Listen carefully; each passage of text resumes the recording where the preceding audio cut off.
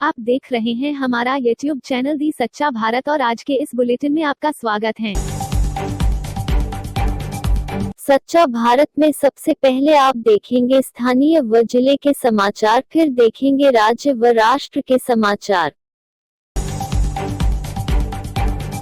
Drugs में फंसी comedian Bharti को कल्याण हर्ष तलोजा जेल में रखा गया, कल होगी जमानत पर सुनवाई। ड्रग्स केस में गिरफ्तार कॉमेडियन भारती सिंह और उनके पति हर्ष लिंबाचिया को narcotic drugs and psychotropic substances (NDPS) court ने 4 दिसंबर तक न्यायिक हिरासत में भेज दिया है। भारती को कल्याण जेल में और हर्ष को तलोजा जेल में रखा जाएगा। दोनों की जमानत अर्जी पर सोमवार को सुनवाई होगी। नारकोटिक्स कंट्रोल ब्यूरो (NCB) ने दोनों को कोर्ट में पेश किया था। NCB ने भारती की ज्युडिशियल कस्टडी और हर्ष की रिमांड मांगी थी, लेकिन कोर्ट ने दोनों को ज्युडिशियल कस्टडी में भेज दिया।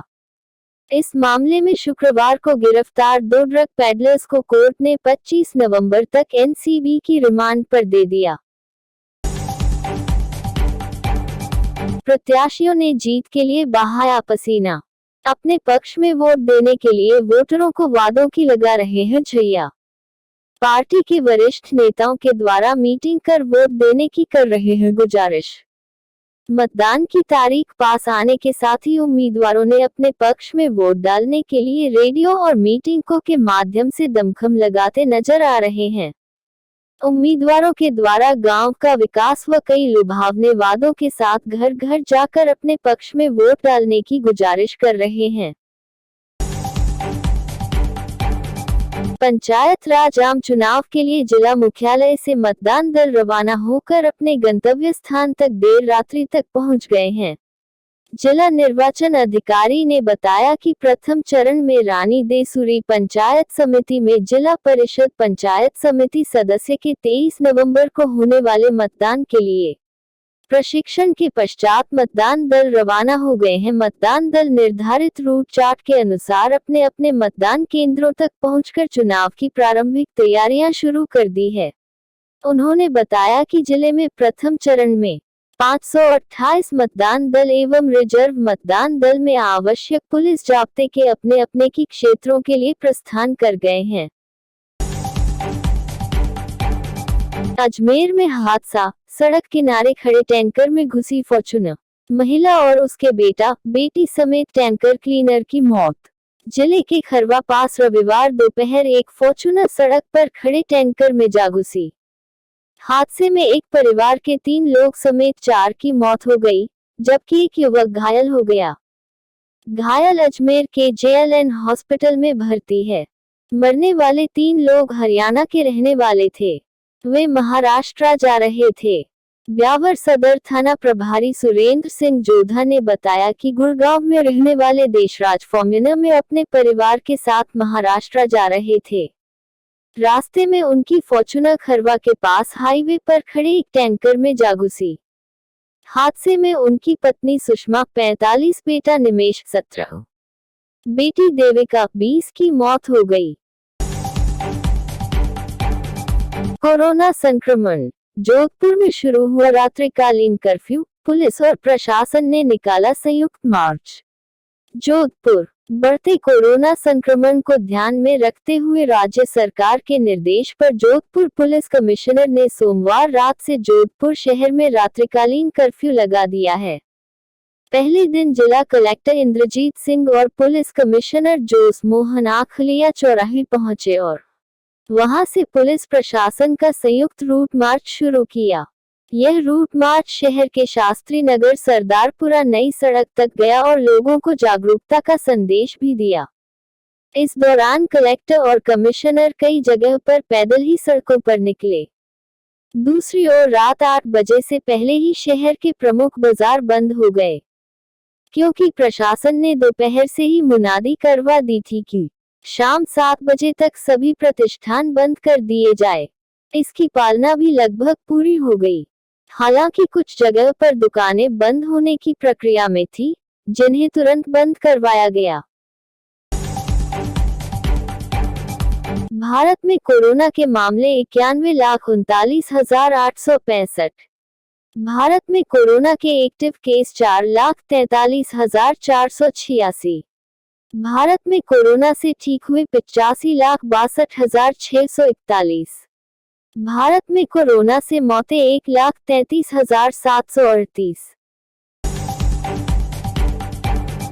प्रदेश में रविवार को कोरोना संक्रमण के 3,260 नए मामले देखने को मिले हैं, जिसके बाद प्रदेश में कुल संक्रमित मरीजों का आंकड़ा बढ़कर 2,43,936 पर पहुंच गया है।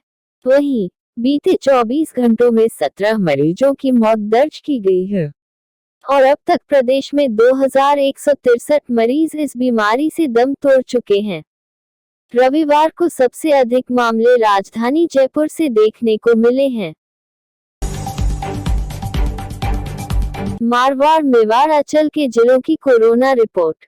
अजमेर से 210, बाड़मेर से 34, भीलवाड़ा से 131, बीकानेर से 93, चित्तौड़गढ़ से 7, डूंगरपुर से 62, जैसलमेर से 24, जालोर से 39, जोधपुर से 444, नागौर से 96, पाली से 100, राजसमंद से 41, सिरोही से 61 और उदयपुर से 184 संक्रमित मामले देखने को मिले हैं।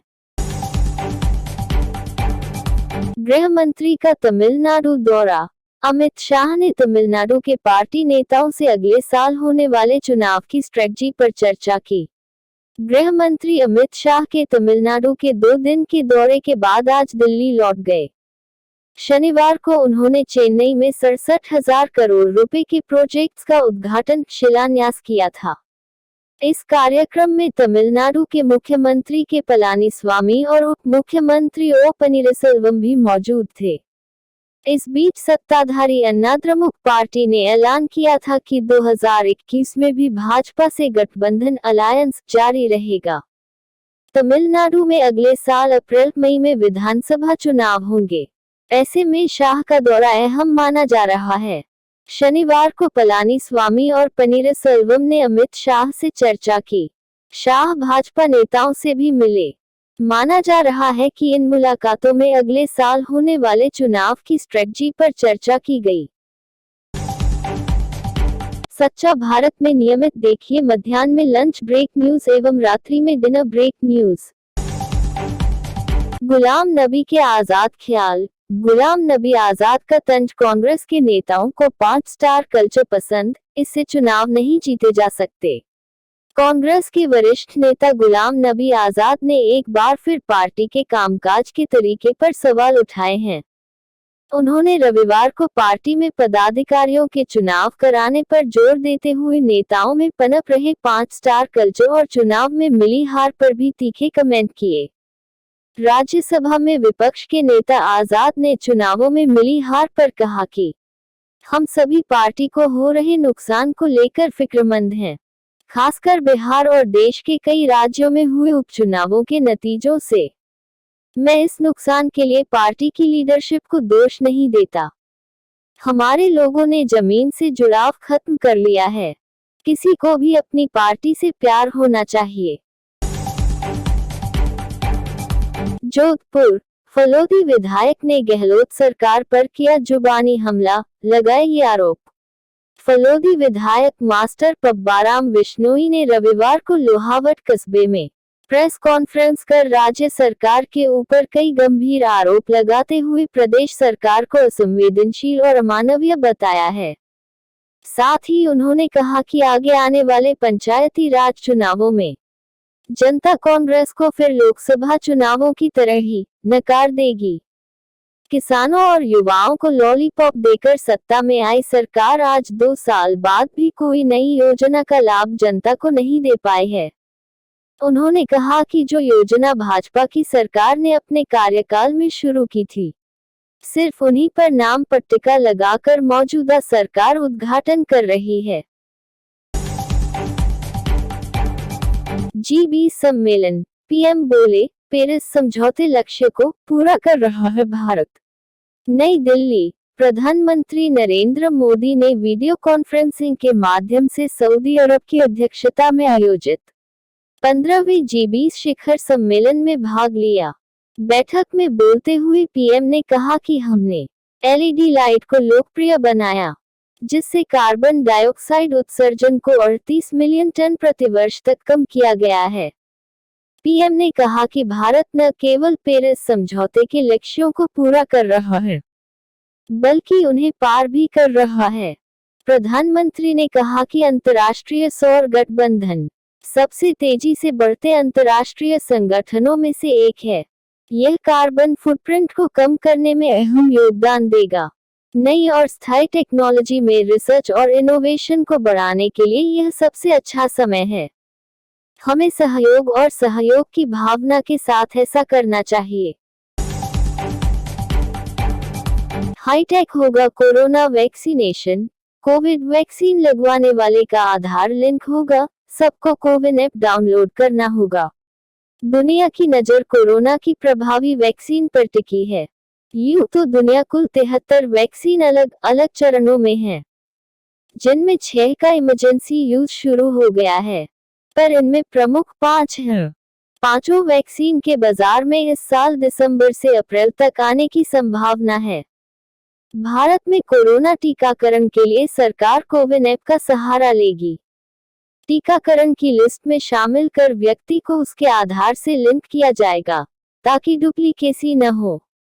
जिनके पास आधार नहीं उनके लिए क्या कदम उठाए जाएंगे, इसकी जानकारी अभी नहीं है।